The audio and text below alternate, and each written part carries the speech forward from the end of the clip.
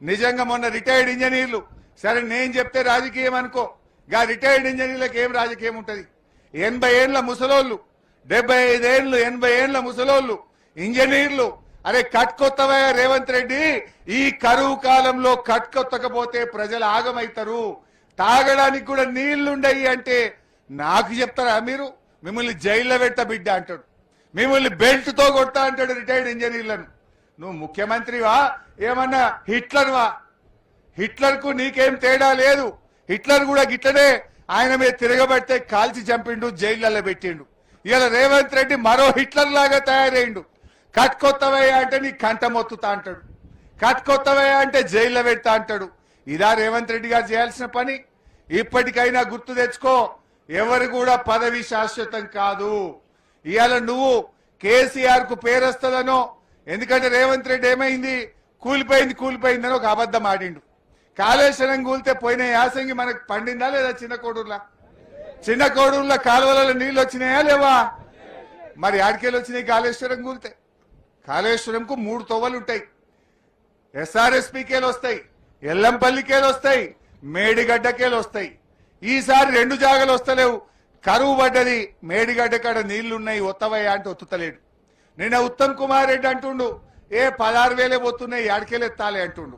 మరి మొన్నటిదాకా 1,00,000 పోయినాయి కదా, అప్పుడెందుకు వస్తలే ఉత్తమ్ కుమార్ రెడ్డి? అప్పుడెందుకు వస్తలే అంటున్నా. మళ్ళా 15 రోజులు అయితే ఆగస్టులో మళ్ళా 1,00,000, 2 లక్షలు, 3 లక్షల వరద వస్తుంది. అప్పుడన్నా వత్తనికి తయారుగా, అప్పుడన్నా కట్టుకొత్తడానికి అన్నారం సుందీళ్ళని మొత్తం తయారు పెట్టు, నీళ్లు రాగానే ఒత్తు, ఈ తెలంగాణను కాపాడండి. రేపు ఎల్లంపల్లిలో నీళ్లు లేకపోతే NTPCలో కరెంట్ ఉత్పత్తి ఆగిపోతుంది, సింగరేణి థర్మల్ పవర్ ప్లాంట్ లో కరెంట్ ఆగిపోతుంది, హైదరాబాద్ కు మంచి నీళ్లు ఉండే అంతా ఆగమయ్యే పరిస్థితి వస్తుంది. మళ్ళా ప్రజలు వలసలు పోతారు. దయచేసి ఆ పరిస్థితులు రావద్దు. తక్షణమే ప్రభుత్వం మోటార్లు ఒత్తాలే, నీళ్లు తీసుకురావాలని చెప్పి కోరుతా ఉన్నాం. నేను ఒకటి అడుగుతున్నా మా చిన్న కోడూరు రైతుల్ని, పోయిన 6 ఏళ్లల్లా బోర్బండి కనబడ్డా? అదే మన ఊర్లల్లా బాయిలల్లో ఎక్కడన్నా క్రేన్ లో పుడిక తీసుడు ఉండేనా? మళ్ళా ఇగో కాంగ్రెస్ వాళ్ళు వచ్చారు, మళ్ళా బోర్బండ్లు మోపోయినాయి ఊళ్ళో పొన్న. మళ్ళా వచ్చినాయా లేవా బోర్లు? మళ్ళా 50,000, 1,00,000 రూపాయలు బోర్ పొక్కలలో ఓసుడు సురువు అయిపోయింది. మళ్ళా ఊర్లల్లా మా గుత్తకు పట్టుకుంటానికి ఒడ్డోళ్ళు బయలుదేరు, క్రేన్లు వచ్చినాయి, మళ్ళా బాయిలు గజం గజం కొడుతున్నారు. మళ్ళా అప్పుల పాలయ్యే కాలం వచ్చింది. కాళేశ్వరం వచ్చినాక, కేసీఆర్ వచ్చినాక బోరుబండ్లు మాయం, మీకు క్రేన్లు మాయం. మంచిగా కాలడ్డం పెట్టే నీళ్లు వాడినాయి. ఓ 10-12 పంటలు బంగారమూల పండించుకున్నాం. భూమికి బరువయ్యేంత పంట వండింది. ఏమంటే ఈ రేవంత్ రెడ్డి వచ్చిండో ఇగో మళ్ళా కష్టం వస్తా ఉంది. మళ్ళా బోర్ బండ్లు తెచ్చుకోవడం, మళ్ళా నీళ్ల కోసం బావులు పూడికలు తీయడం, మళ్ళా గోసెలు మోపైనాయి. ఇప్పటికైనా ఆలోచించండి. ఇలా కాంగ్రెస్ ఏ రకంగా మనని ఇలా అన్యాయం చేస్తుందో. ఆనాడు కేసీఆర్ గారు రైతుల పాలిట ఆయన ఆపద్బాంధవుడుగా కేసీఆర్ గారు నిలిచిండు. ఆనాడు కేసీఆర్ 24 గంటల కరెంట్ ఇచ్చింది కేసీఆర్, రైతు బంధు పెట్టింది కేసీఆర్, రైతు బీమా పెట్టింది కేసీఆర్, 24 గంటల కరెంట్ ఇచ్చింది కేసీఆర్, ఎరువులు ఇచ్చింది కేసీఆర్, కాళేశ్వరం నీళ్లు ఇచ్చింది కేసీఆర్. రేవంత్ రెడ్డి వచ్చిండి, అన్ని పోయినాయి ఒక్కటొక్కటి. ఆనాడు కేసీఆర్ ఆపద్బాంధవుడుగా మారితే ఈ రేవంత్ రెడ్డి రైతుల పాలిట రాక్షసుడుగా మారిపోయింది. అలా నీళ్లు పోయినాయి, యూరియా పోయింది, రైతు బంధు పోయింది, కరెంటు పోయింది, రైతు బీమా పోయింది. ఒకటొకటి ఉడవీక్తా ఉన్నాడు. ఒకటొకటి కేసీఆర్ ఇచ్చుకుంటా పోతే రేవంత్ రెడ్డి ఒకటొకటి తీసుకుంటా పోతున్నాడు. నేను చెప్తుంది నిజమా కాదా మీకు తెలియదా?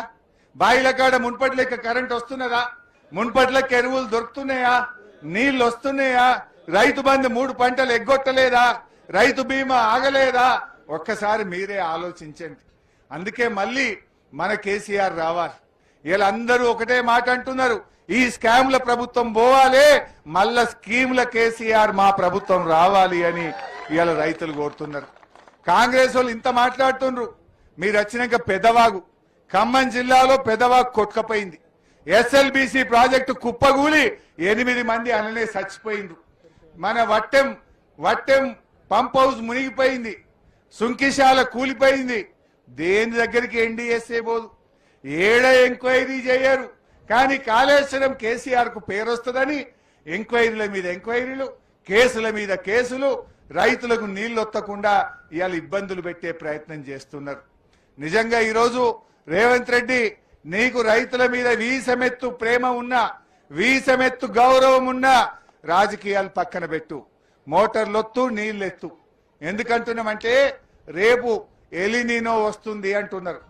6 నెలల కిందనే శాస్త్రవేత్తలు చెప్పిండ్రు ఈసారి కరువు పడుతుంది, వచ్చే ఏడాది కూడా కరువు పడుతుంది అంటున్నారు. మరి ఆ కరువు పడితే ఏర్పడబోయే తీవ్ర పరిణామాలకు నువ్వే బాధ్యత వహించాల్సి వస్తుంది. నీళ్లుండి ఎత్తకపోతే ఇది చాలా దారుణమైనటువంటిది, వికృతమైనటువంటి పని. కండ్ల ముందు నీళ్లు పోతుంటే కిందికి జార విడుస్తున్నావు, ఎత్తుతలేవు. రేపు ఏర్పడే పరిణామాలకు కాంగ్రెస్ పార్టీ తగిన మూల్యం పెద్ద ఎత్తున చెల్లించాల్సి వస్తుందని హెచ్చరిస్తా ఉన్నా.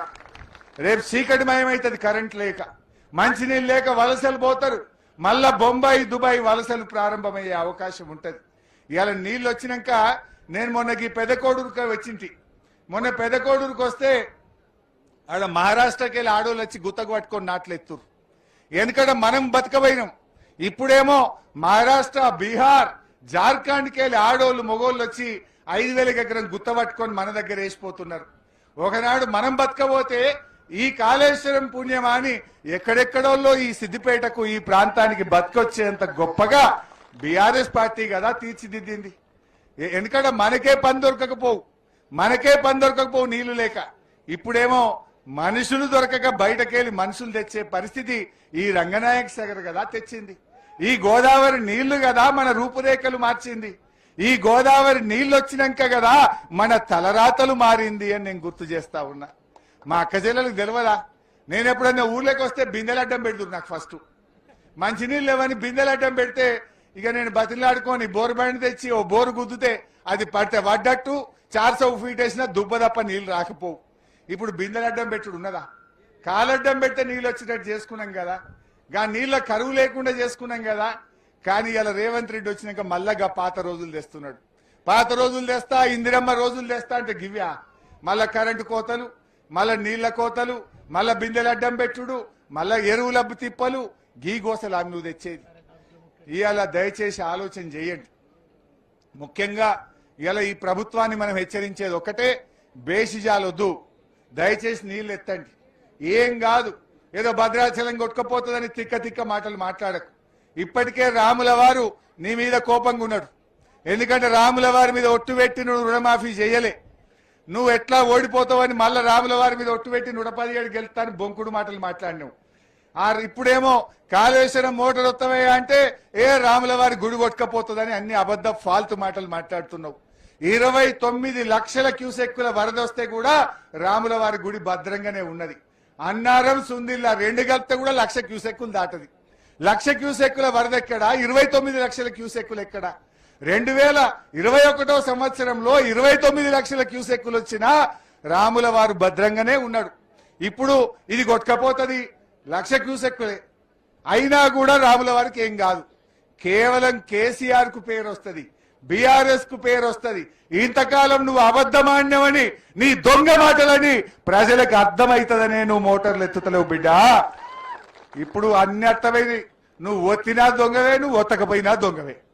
నువ్వు ఒత్తితే నీ దొంగతనం అట్లా బయటపడుతుంది. ఒత్తకపోతే చంద్రబాబుకు కిందికి జారిడిసినావు బిడ్డ. కావాలనే ఒత్తుతలేవనే ముచ్చట కూడా మా రైతులకు అర్థమైంది కనుకనే ఇలా అంతగిరి పోషమ్మ తల్లికెళ్ళి రంగనాయక స్వామి గుడి దాకా నడుచుకుంటూ వచ్చారు మా వాళ్ళు. నీళ్లు ఒత్తుతే వస్తాయని అర్థమైంది కనుకనే మా చిన్నకోడూరు రైతులు ఇలా పాదయాత్ర చేపట్టిండ్రు.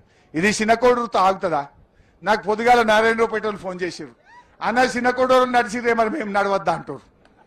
సిద్దిపేట రూరల్ వాళ్ళు ఫోన్ చేసిండ్రు, అగో మాకంటే ముందే చిన్నకోడూరు సుధరాయించిరన్న మా రైతులు కూడా ఏమాయా మనం ఎప్పుడు నడుద్దామంటురట. ఇక నంగునూరు వాళ్ళు కూడా తయారైతున్నారు. అంటే మీరు ఇలా చిన్నకోడూరు అందరికీ మార్గదర్శకంగా నిలిచింది. మీరు ముంగట నిలబడి రైతులకు ఆదర్శంగా నిలిచిండ్రు. ఇవాళ మా గౌరవ సర్పంచులు, మా మండల నాయకులు, రైతు సోదరులు కష్టపడి విద్యార్థి విభాగం, యువజన విభాగం పిల్లలు ఎవరెవరైతే ఈ పాదయాత్రను విజయవంతం చేసిండ్రో వారందరికీ నా హృదయపూర్వకంగా అభినందనలు, కృతజ్ఞతలు తెలియజేస్తా ఉన్నా. ఈ స్ఫూర్తి కొనసాగించండి.